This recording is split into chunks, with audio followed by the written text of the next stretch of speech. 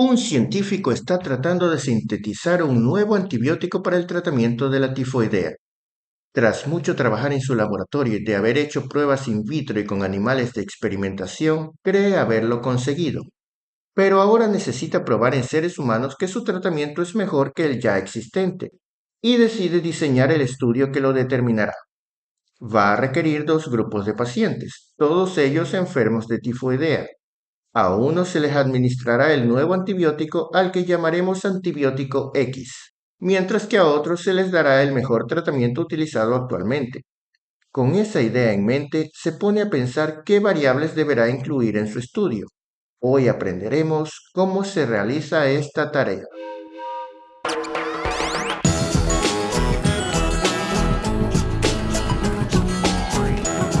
Identificación de variables. Aunque parezca redundante, hay que insistir en que las variables son características que varían entre los diferentes sujetos de estudio. Si dijéramos, por ejemplo, que vamos a identificar las características de una población de pacientes con neumonía, no podríamos poner a la neumonía en sí misma como variable, ya que todos los sujetos de estudio la tienen. Lo que tal vez variará será la gravedad o la sintomatología de la misma, pero la presencia de neumonía no. Esa más bien sería una constante. En un estudio científico, las variables se identifican a partir de los objetivos. En el caso que vimos al inicio, por ejemplo, el objetivo sería determinar si el antibiótico X es más rápido para curar la tifoidea que el tratamiento actual. Ahora bien, con un vistazo podríamos creer que las variables son antibiótico X y tifoidea, pero si lo pensamos mejor, el antibiótico X no es propiamente una característica y la tifoidea estará presente en todos los pacientes, por lo que será una característica constante y no una variable. Para identificar las variables debemos pensar justamente qué es lo que va a variar.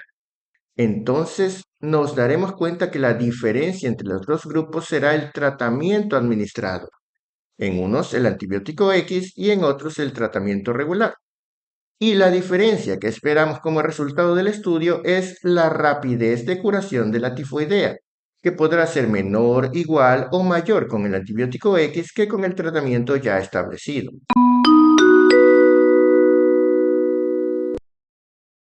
Pero aquí no termina el asunto.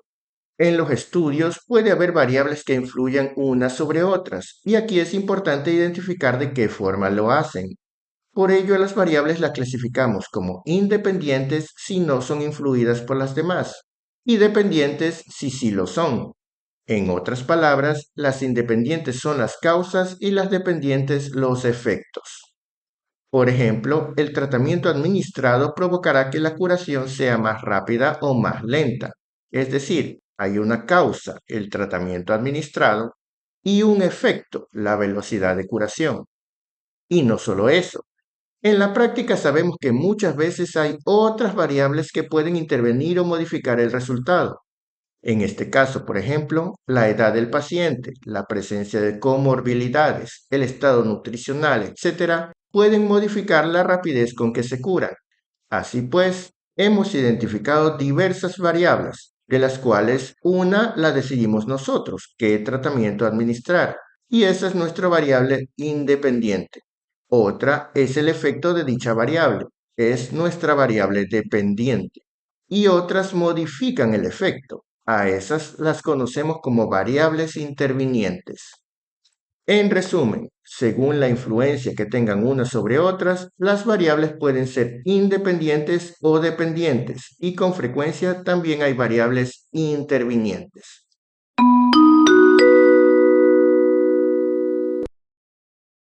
Pero esta no es la única forma en que se clasifican las variables. De hecho, no todos los estudios implican causas y efectos, pero siempre se requiere hacer un manejo estadístico luego con las variables estudiadas. Hay que compararlas, analizarlas, etc. Y para saber cuáles resultan más convenientes en cada caso, conviene conocer cómo se clasifican según este manejo. Y aquí vemos que se dividen entre las que implican cantidades que podemos contar o medir, llamadas variables cuantitativas o numéricas, y las que señalan cualidades o características que nos permiten clasificar a los sujetos de estudio en diferentes categorías, por lo que se denominan variables cualitativas o categóricas. Las variables cuantitativas pueden ser a su vez discretas o continuas, mientras que las cualitativas se dividen en nominales y ordinales. Veamos en qué consiste cada una.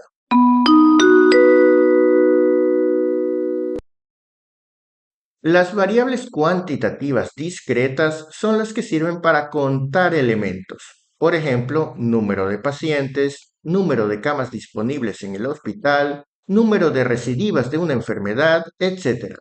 No tienen valores intermedios. No podemos hablar de 5 pacientes y medio, ni decir que hay disponibles 8,3 camas, ni que una enfermedad recidivó 2,7 veces. Las variables continuas, por el contrario, sirven para medir valores que sí pueden tener fracciones o decimales. Por ejemplo, edad, peso, perímetro abdominal, etc.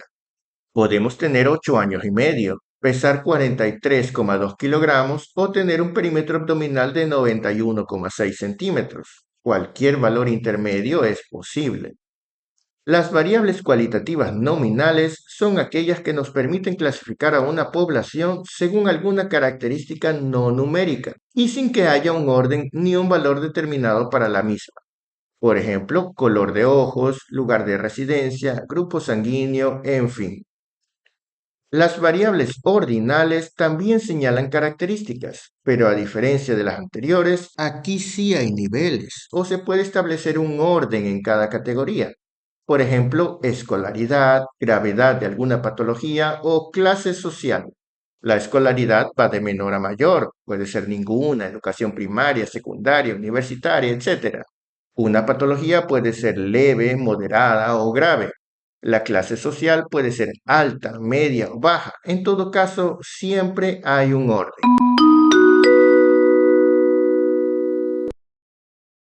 Dado que estos tipos de variables se manejan estadísticamente de diferente modo, puede que nos convenga utilizar una u otra forma de medir alguna cualidad según las necesidades de nuestro estudio. Así, si un objetivo requiere que hagamos cálculos matemáticos, debemos saber que solo podremos hacerlo con variables numéricas, no con categóricas. Por el contrario, si el objetivo es hacer una clasificación, tal vez nos convenga más una variable categórica. Sin embargo, un mismo fenómeno puede ser medido con variables de ambos tipos. Veamos, por ejemplo, la variable continua edad. También puede ser estudiada como la variable ordinal grupo etario. Aunque se refiere al mismo concepto básico, los valores que pueden tener estas variables son distintos y se manejan diferente, ya que en un caso es una medida simple y en el otro los pacientes están agrupados por categorías. Otro ejemplo, el nivel de conciencia. Puede ser considerado una variable ordinal si lo clasificamos en términos clínicos, pero será una variable discreta si la medimos con la escala de Glasgow. El potasio sérico podríamos medirlo y considerarlo una variable continua, pero también podríamos categorizar simplemente si está disminuido, normal o elevado, y en dicho caso la variable es ordinal. Todo ello lo decidiremos según convenga para lo que tratamos de averiguar. Espero que les haya gustado este resumen. Nos vemos en una próxima ocasión.